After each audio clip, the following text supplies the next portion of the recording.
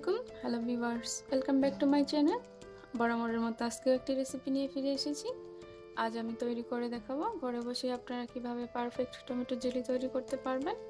তো আমার দেওয়া টিপসগুলো যদি ফলো করেন, আশা করি আমার মতো আপনারাও পারফেক্ট টমেটো জেলি তৈরি করতে পারবেন। আশা করছি এই রেসিপির ভিডিওটি ভালো লাগবে। চলুন দেখি কিভাবে এই টমেটোর জেলিটি তৈরি করতে হয়। টমেটোর জেলি তৈরি করার জন্য প্রথমে আমি এখানে নিয়েছি 1 কেজি পরিমাণ টমেটো।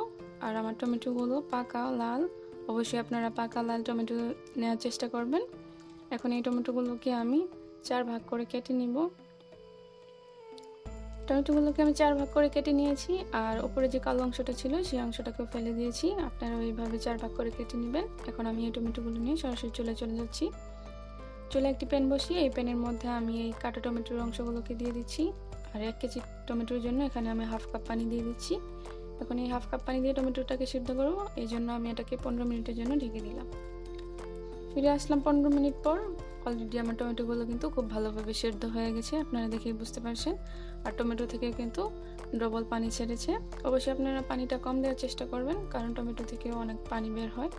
তো এখন এটাকে আমি চুলা থেকে নামিয়ে ঠান্ডা করে নিব।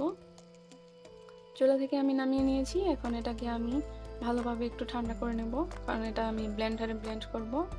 এমনভাবে ঠান্ডা করব যাতে আমি হাত দিলে আমার হাতে খুব বেশি একটা গরম না লাগে। তো আপনারা চাইলে কিন্তু এখানে ব্লেন্ডারে ব্লেন্ড না করে শক্ত কোনো লাকড়ি দিয়ে লেড়ে বা ডাল ঘটনি দিয়ে ঘটে এটাকে চালনি দিয়ে টেলে নিতে পারেন। তো আমার হাতের কাছে ব্লেন্ডার ছিল, সেই জন্য এটাকে আমি ব্লেন্ড করে নিব। তো এটাকে আমি খুব বেশি একটা ব্লেন্ড করব না, 2 মিনিটের মতো ব্লেন্ড করব, যেহেতু এটা খুবই নরম, খুব বেশি একটা ব্লেন্ড করতে হবে না। তো এটাকে আমি 2 মিনিটের মতো ব্লেন্ড করে নিয়েছি। এখন এই পর্যায়ে আমি একটি বাটি নিয়ে নিচ্ছি, আর বাটিতে একটি চাটনি নিয়ে নিচ্ছি। আপনারা চাইলে কিন্তু যে কোনো ধরনের চাটনি ব্যবহার করতে পারেন।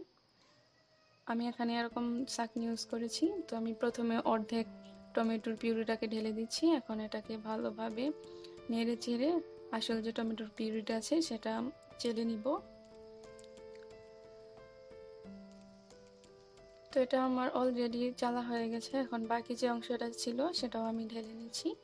এটাকে ভালোভাবে নেড়ে চেড়ে ঢেলে নিব। তো আপনারা কিন্তু যে কোনো চাটনি ইউজ করতে পারেন, মশলা জাতীয় বা জাল কাপড় এগুলো ইউজ করতে পারেন। তো অলরেডি আমার এটা টেলে নেওয়া হয়ে গেছে। এখন আপনারা দেখতে পাচ্ছেন যে বাকি যে অংশটা আছে এই অংশটা আমি আর নিব না, এই অংশটা ফেলে দেব। আপনারা চাইলে কিন্তু এটা আবার ব্লেন্ড করে আবার টেলে নিতে পারেন। তো আমার কিন্তু এখন একটি পারফেক্ট টমেটোর পিউরি তৈরি হয়ে গেছে, আপনারা দেখে বুঝতে পারছেন। তো এখন এটাকে আমি এক সাইডে রেখে দিব। এখন একটি বাটি নিয়ে নিয়েছি, আর বাটিতে সামান্য পরিমাণ একটু পানি নিয়ে নিচ্ছি। আর এই পানিতে আমি দিয়ে দিচ্ছি 2 টেবিল চামচ কর্নফ্লাওয়ার। আমি এই টমেটোর জেলিটাতে কর্নফ্লাওয়ার ইউজ করব। আপনারা চাইলে এই কর্নফ্লাওয়ারটা স্কিপ করতে পারেন। তো যেহেতু আমার এটা হাতের কাছে ছিল, সেই ক্ষেত্রে আমি কর্নফ্লাওয়ারটা দিয়ে নিচ্ছি। এটা না দিলেও কোনো সমস্যা নেই, এটা দিলে খুব তাড়াতাড়ি টমেটোর পিউরিটা ঘন হয়ে আসে। তো আমি চুলায় চলে গেলাম, আর চুলায় আমি এই টমেটোর পিউরিটাকে ঢেলে নিচ্ছি। তো এখন এই টমেটোর পিউরিটাকে আমি একটু ভালোভাবে নেড়ে চেড়ে নিব। এটা নেড়ে চেড়ে নেওয়া হয়ে গেছে। এখন আমি এর মধ্যে দিয়ে দিচ্ছি 2 টুকরো দারুচিনি, আর দিয়ে দিচ্ছি 2টি এলাচ। এখন আবারও এটাকে একটু ভালোভাবে নেড়ে চেড়ে নেব। যেহেতু এখানে আমি 1 কেজি টমেটো ইউজ করেছি, এই জন্য আমি এর মধ্যে দিয়ে দিচ্ছি 1 কাপ চিনি। 1 কেজি টমেটোর জন্য এখানে 1 কাপ চিনি যথেষ্ট। আপনারা আপনাদের স্বাদ মতো এই চিনিটাকে কমিয়ে বা বাড়িয়ে নিতে পারেন। আর আপনারা যদি পরিমাণে কম বেশি বানান, সেক্ষেত্রে তো চিনির পরিমাণটা অবশ্যই কম বেশি হবে। তো এটাকে এখন আমি বলক আসা পর্যন্ত অপেক্ষা করব। অলরেডি বলক চলে এসেছে। এখন আমি যে কর্নফ্লাওয়ারের মিশ্রণটা রেখেছিলাম, সেই কর্নফ্লাওয়ারের মিশ্রণটা এই টমেটোর এর মধ্যে ঢেলে দিব। তো এটা আমার ঢেলে দেওয়া হয়ে গেছে। এখন কিন্তু খুব বেশি একটা জাল দিতে হবে না, অল্প সময়ে এই টমেটোর পিউরিটা ঘন হয়ে আসবে। এটাকে আমি অনবরত নেড়ে চেড়ে 5 মিনিটের মতো জাল করে নিব। মোটামুটি 5 মিনিট জাল করলেই হবে।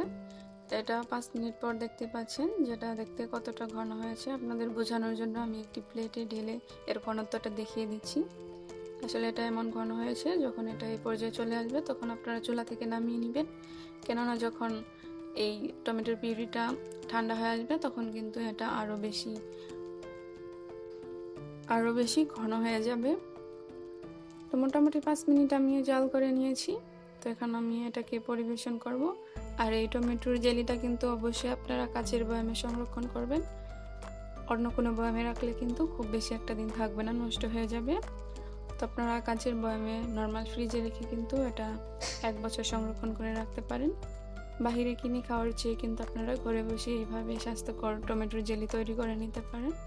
তো আমার দেওয়া টিপসগুলো যদি ফলো করেন, আশা করছি আপনারাও পারফেক্ট টমেটোর জেলি তৈরি করে নিতে পারবেন। ঘরে থাকা উপকরণ দিয়ে কিন্তু আপনারা এই টমেটোর জেলিটি তৈরি করে নিতে পারেন। আমি এখানে বাইরে থেকে কর্নফ্লাওয়ারটা ইউজ করছি। তো আপনারা কিন্তু কর্নফ্লাওয়ারটা স্কিপ করে দিতে পারেন, এতে কোনো সমস্যা নেই। আশা করছি আজকের ভিডিওটি ভালো লেগেছে। যদি ভালো লেগে থাকে অবশ্যই একটি লাইক দিবেন। চ্যানেলটি সাবস্ক্রাইব না করে থাকলে অবশ্যই সাবস্ক্রাইব করে নেবেন। আর যারা সাবস্ক্রাইব করেছেন তাদেরকে অসংখ্য ধন্যবাদ। তো সম্পূর্ণ ভিডিওটি দেখার জন্য ধন্যবাদ সবাইকে। ভালো থাকবেন সবাই। আল্লাহ হাফেজ।